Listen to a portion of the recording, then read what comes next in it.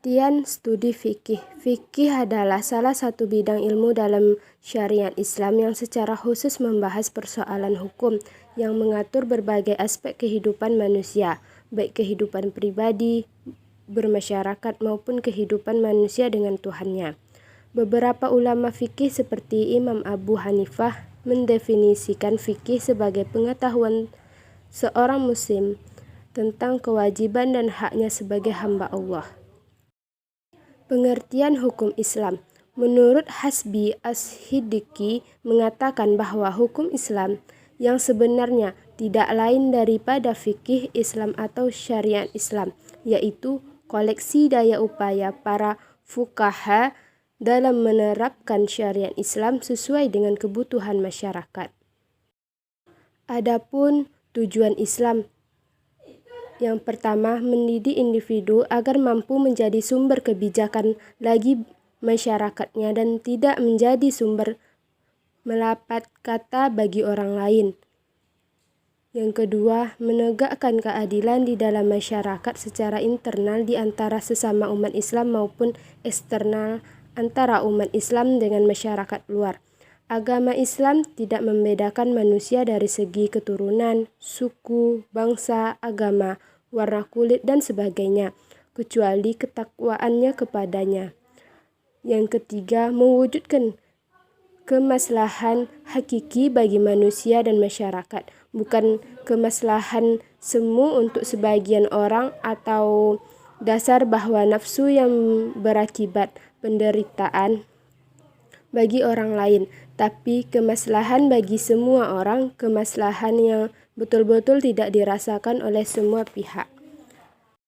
Adapun macam-macam hukum dalam Islam. Yang pertama, wajib atau fardu, yang kedua sunnah, yang ketiga haram, yang keempat makruh, dan yang kelima mubah. Adapun sejarah perkembangan hukum Islam. Seiring dengan berjalannya waktu, hukum Islam yang mulai tumbuh dan berkembang sejak masa Rasulullah tumbuh dan berkembang secara terus-menerus. Pertumbuhan dan perkembangannya melintasi atau periode dan masuk ke periode berikutnya.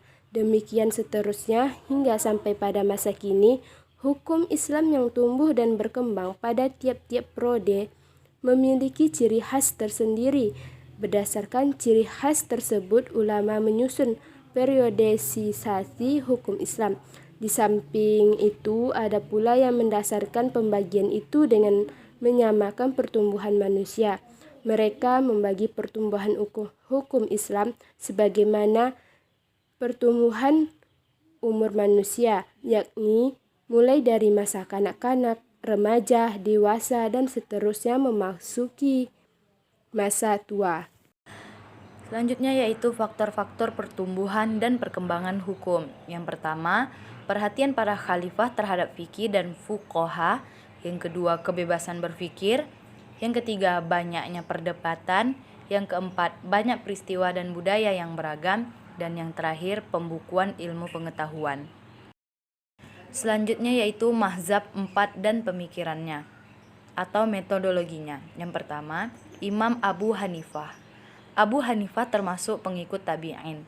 Ia hidup di saat 4 orang sahabat masih ada, yaitu Anas bin Malik di Basrah, Abdullah bin Abi Aufa di Kufah, Sal bin Sa'ad As-Said di Madinah, dan At-Taufail Amir bin Watasilah di Mekah. Hanya saja di antara 4 orang sahabat tersebut yang sempat bertemu dengannya hanya Anas bin Malik. Riwayat lain yang diterimanya adalah riwayat ahad yang diriwayatkan oleh sahabat dalam jumlah banyak, tetapi belum mencapai derajat mutawatir yang tidak dipertentangkan. Yang kedua yaitu Imam Malik.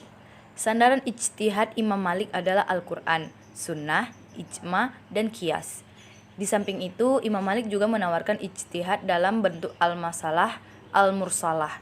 Teori ini diilhami oleh suatu paham bahwa syariat Islam bertujuan untuk mendatangkan manfaat, kesejahteraan, dan kedamaian bagi kepentingan masyarakat dan mencegah kemudaratan.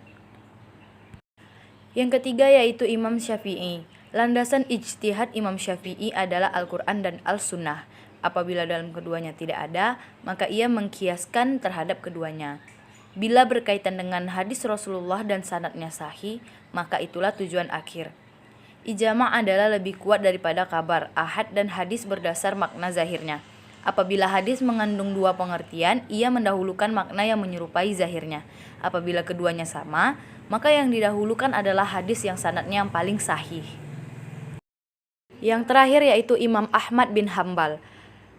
Metodologi Hambal berdasarkan kepada yang pertama Al-Quran dan hadis marfu, yang kedua fatwa sahabat, yang ketiga pendapat sahabat yang lebih dekat pada kitabullah dan sunnah, yang keempat hadis mursal dan hadis do'if apabila dalam bab itu tak ada sesuatu yang menolaknya, dan yang kelima Al-Qiyas. Prinsip ini menurutnya digunakan ketika tidak mendapat hadis, qaul sahabi, hadis mursal atau do'if.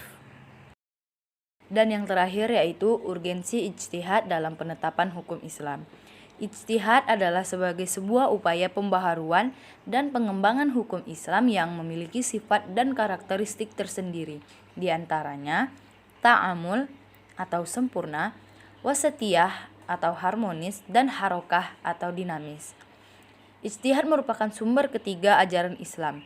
Sifat harokah atau dinamis yang dimiliki oleh hukum Islam inilah yang mampu mengakomodir dan merespon serta menjawab segala persoalan yang tidak ditemukan dari sumber utama hukum Islam sebagai dampak dari perubahan dan kemajuan sosial yang tidak bisa dielakkan.